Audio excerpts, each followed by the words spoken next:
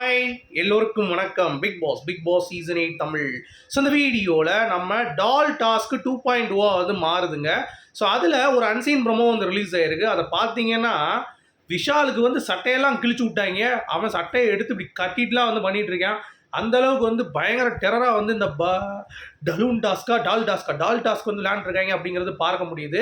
So rules என்ன update ஆகிருக்கு அதை பற்றி அந்த வீடியோவில் டிஸ்கஸ் பண்ண போகிறோம். ஸோ வீடியோக்குள்ளே போகிறதுக்கு முன்னாடி நம்ம சேனலுக்கு நீங்கள் புதுசாக இருந்தீங்கன்னா கண்டிப்பாக சப்ஸ்கிரைப் பண்ணிக்கோங்க கைஸ். வீடியோ மறக்காமல் ஒரு லைக் பண்ணிக்கோங்க. இப்போ நம்ம வீடியோக்குள்ளே போகலாம். ஸோ டால் டாஸ்க்கை பொறுத்த வரைக்கும் மழை பெஞ்சதுனால அந்த ஃபயரை வந்து அப்படியே ஹோல்டு பண்ணி வச்சுருந்தாங்க. இப்போ என்னடானா வாங்கடான்னு சொல்லிட்டு 2.0 சொல்லி அறிவிச்சிட்டாங்க. என்ன அப்படின்னு பார்த்தீங்கன்னா இந்த இதெல்லாம் கிடையாது. இப்போது அந்த தொட்டிக்கிட்டுலாம் கிடையாது. உள்ளே நீங்கள் தேடணும் கிடையாது. அழகாக ஷோகேஸ் மாதிரி பொம்மையை அழகழகாக அடுக்கி வச்சுருக்காங்க.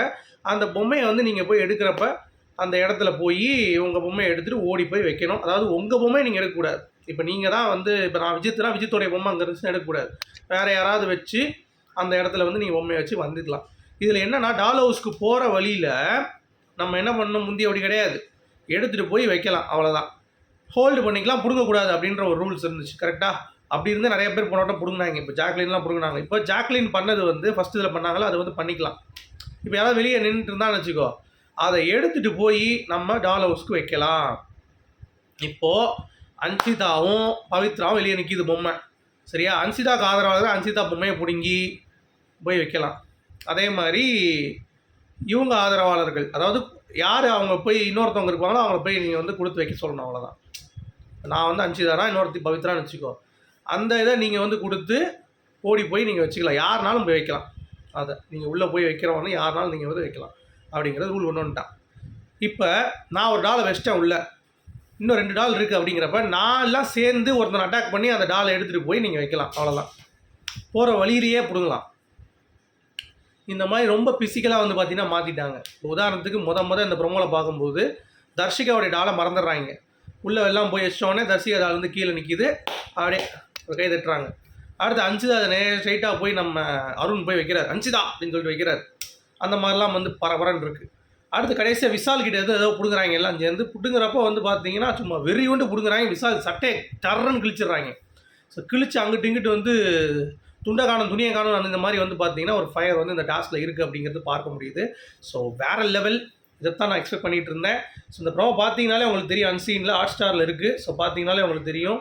ஸோ பயங்கரமாக இருக்குது. அதாவது மொத்தம் வந்து பார்த்தீங்கன்னா கிட்டத்தட்ட அந்த பொம்மை இருக்கும் பொழுதே அவ்வளோ அழகாக. இப்போ மேலே 4 கீழே 3 7 11 15 பொம்மை கிட்ட வந்து இருக்குது அப்படிங்கிறது பார்க்க முடியுது. ஸோ எடுத்து ஓடி எடுக்க வேண்டியது. நீங்கள் போகிற வழியில் வந்து பார்த்தீங்கன்னா யாராவது வந்து வந்தாங்கன்னா அடிச்சு தூக்கிட வேண்டியதான். கடைசியாக போகிற பொம்மை வந்து தோற்றுரும், அவ்வளோதான், முடிஞ்சு போச்சு. ஸோ இது வந்து ஃபயரான கேமு. ப்ளஸ் டீம் வச்சு ஈஸியாக விளாண்டோம் அப்படின்னா ஈஸியாக விளாட்லாம். ஆனால் எதுக்கு ஃபைட் வந்து தெரில. இப்போ டீம் வச்சு இது ஈஸியாக விளாட முடியும். இப்போ நானும் தர்ஷிகான்னு வச்சுக்கோங்களேன். இப்போ விஜித் வந்து நான் வந்து தர்ஷிகா பொம்மையை தூக்குறேன், தர்ஷிகா வந்து என் பொம்மையை தூக்குறான்னு நான் ஓடி போய் அந்த பொம்மை இருக்கான்னு பார்த்துட்டு நான் எடுத்துகிட்டு ஓடிட்டே இருப்பேன். இப்போ என் பொம்மை வேறு வேணா அது குறி வச்சுட்டு போகக்கூடாதுன்னு நினச்சான்னு வைங்களேன். இப்போ வந்து எனக்கு என் மேலே வந்து முத்துக்குமரன் காண்டில் இருக்கானா, முத்துக்குமரன் என் பொம்மை எடுத்து வச்சுட்டான்னு வச்சுக்கோங்க, நான் என்ன பண்ணுறதப்போ அங்கே போய் பார்ப்பேன், என்னடா அது தர்ஷிகா பொம்மை எடுத்துருவான், தர்ஷிகா என் பொம்மை எடுக்க முடியாது.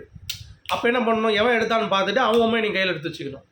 இப்போ எடுத்து வச்சாச்சா, எல்லோரும் வெளியே நிற்கிறாங்கன்னு வைங்க, உள்ளே போகக்கூடாதுன்ட்டு. இப்போ உள்ளே இருக்கிறவனுக்கு சேர்ந்து டிசைட் பண்ணலாம், எவன்டா வாடா பார்த்துருவோண்டா அப்படின்னு சொல்லிட்டு உள்ளே புடுங்கி அவனுக்கு ஹெல்ப் பண்ணி அவனுக்கு எடுத்து கொடுக்கலாம் அந்த பொம்மையை. ஸோ இப்படி கொண்டு வந்துட்டான். அப்போ அதாவது சண்டேங்கிறது நிச்சயமாக நடக்கும். நீங்கள் எவ்வளோ பெரிய சேஃப் கேம் பிளேயராக இருந்தாலும் இந்த டாஸ்க் நீங்கள் விளையாடும் போது கண்டிப்பாக ஃபைட் நடக்கும் அப்படின்ற மாதிரி டாஸ்க்கை டிசைன் பண்ணியிருக்கான், சரியா? இப்போ அதுக்கு தான் ப்ரிப்பரேஷன்ஸ் போயிட்டுருக்கு. இப்போ தான் அனௌன்ஸ்மெண்ட் பிக் பாஸ்க்கும் வந்துச்சு 2.0 ஆகிடுச்சு அப்படின்னு சொல்லிட்டு.